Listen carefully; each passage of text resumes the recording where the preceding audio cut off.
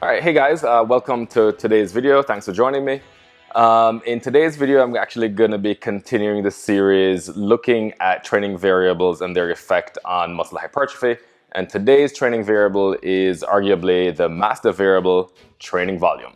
Stay tuned.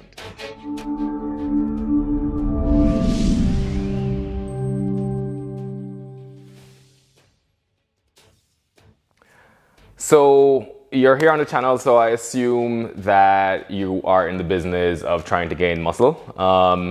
And if that's you, whether you are a young beginner trainee or a little bit older and experienced trainee, there is going to be information here for you. So let's get started. So in a couple of other videos, I've covered training variables, and especially one where I discussed the influence of training frequency on muscle hypertrophy. So go ahead, check out the links in the description below. Check out those videos, come back here, learn more about the importance of volume on muscle growth or hypertrophy.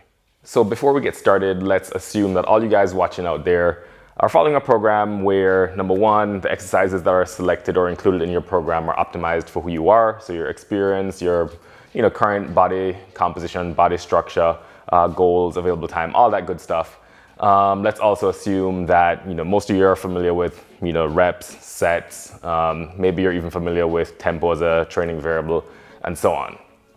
Today, when we talk about volume, we're really going to be talking about the interplay between number of sets, number of reps. We're going to throw in the concept of load or weight, because the product of those two things, at least sets and reps, and sometimes you can include load depending on how you want to define it, that's going to comprise volume, a measure of how much work your muscles are doing. So an individual muscle or an individual muscle group, how much work it's doing over the span of either a training session or over the course of a training period like a week. So now you want to build muscle.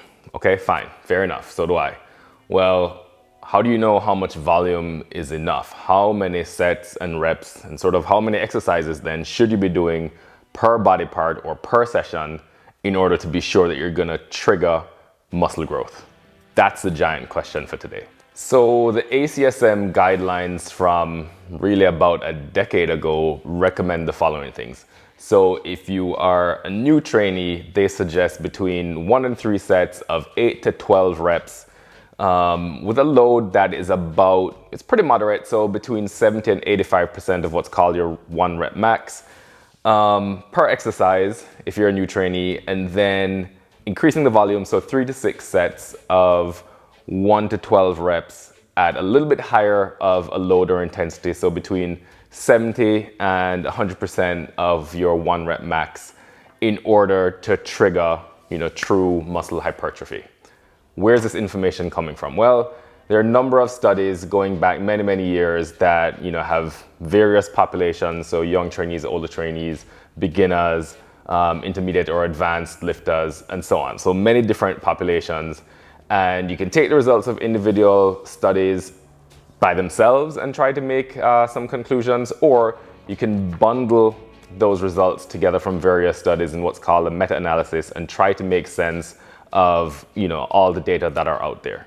For better or for worse, some studies, and actually the majority of studies, have shown increased hypertrophy with increasing volume, but there are studies out there that make the case that the opposite may be true, where as volume increases in some people, the rate of hypertrophy or the overall absolute hypertrophy is reduced.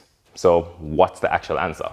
So relatively recent meta-analysis looking at over 30 studies where really they defined volume over the course of a week. So volume per muscle group over the course of a week, and they sort of separated the data into low volume, intermediate volume, and high volume. So we're talking about 4 or fewer, between 5 and 9, and then greater than 9 sets per muscle group per week.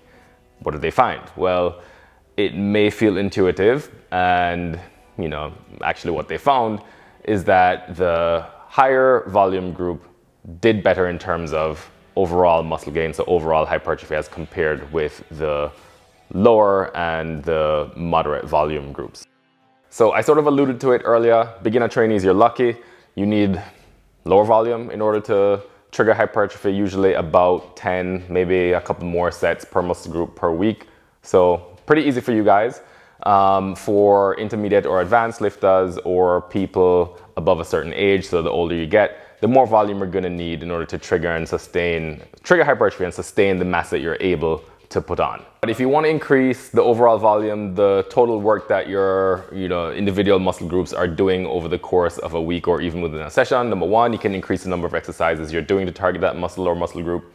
You can increase the number of sets. You can increase the number of reps. Those are obvious.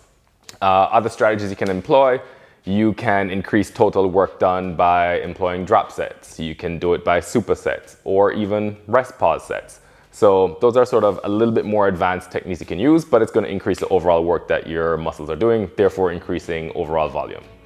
Depending on your ability to recover, and again, this is usually sort of a factor of age in most cases, you can attempt to increase training frequency. So by adding more workouts throughout the week or whatever time frame your split covers, then you can do more work or apply more work to your muscles.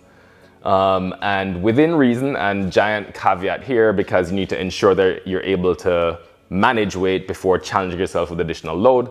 But many people consider the concept of volume load, or the product of volume, so sets multiplied by reps, now multiplied by how much load you're using, as related to your 1 rep max, as one of those factors that really contributes to muscle hypertrophy. So if you're able to safely increase load, do that as well. It's only going to benefit the hypertrophic response.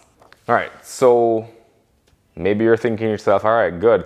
So high volume training, that is what I need to do. Well, here's the big question.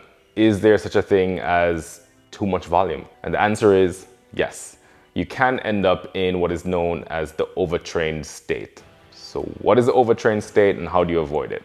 In a super basic sense, I really don't want to overcomplicate the potential physiology or underlying mechanisms, but the overtrained state is one where there's a moderate to prolonged period of reduced performance ability that takes you quite a significant duration of time to overcome.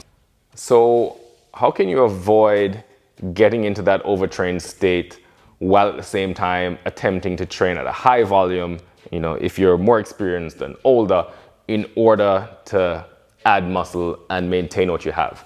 The most important strategy, probably the most obvious strategy, is to periodize your phases of high volume training. So moderate volume, and then kick up the volume in your next training phase, and then allow yourself some time to recuperate and bring down the volume in your subsequent training phases, and sort of cycle through those periods. All right, so we're trying to keep the video short, so here are the take-home messages. Number one, yes, higher volume training is definitely going to be beneficial if your goal is to build muscle. In particular, if you are an older trainee or you're someone who is more experienced with lifting, you've been doing this a while, volume is definitely going to be your friend. If you're a beginner, you don't need to worry too much. Moderately high volume is going to be perfectly fine for you. You will see the gains. In general, about 10 or more sets per muscle group per week is going to be a good starting point for you for volume for pretty much any trainee, and then you individualize increases in volume from there. Generally speaking, moderate to moderately heavy loads are going to be sufficient for hypertrophy. So anywhere from 70% of your 1 rep max up to close to 100%. We're not going to spend too much time at that 100% or near to that 1 rep max, but 70 through about 90 is going to be sort of the sweet spot for weight or load that you're going to use for your workouts. Again, prolonged periods of high volume training have the potential to push you into the overtrained state. You want to avoid that. So the strategy you're going to use, you're going to periodize your high volume training. You're going to start moderate, you're going to kick it up high, you're going to bring it back down and recover. And then one thing that I didn't discuss in any sort of detail, but here's an additional strategy that you can use. Again, periodizing your volume. You start low or moderate, kick it up high, bring it back down nice and low, and then really kick it up, super high in the subsequent training phase for a shorter duration to achieve what's called in industry as functional overtraining. And I'm not going to go into detail about what that is, but that's another strategy that you can use. And then from that period of functional overreaching, then you bring your volume back down again and hope for a super compensation of muscle protein synthesis. All right, guys, keeping it short, so that will do it. As usual, I hope you found the video to be helpful. If you did, please give it a thumbs up. As usual, I would encourage you to subscribe to the channel so that you can receive notifications for future videos in this series or just general future videos that I will be posting to the channel. As always, feel free to leave comments below with not only, feedback on this video or on other videos, but as well as any topics that you'd like to see me cover in subsequent videos. And until the next time, guys, aloha from Hawaii.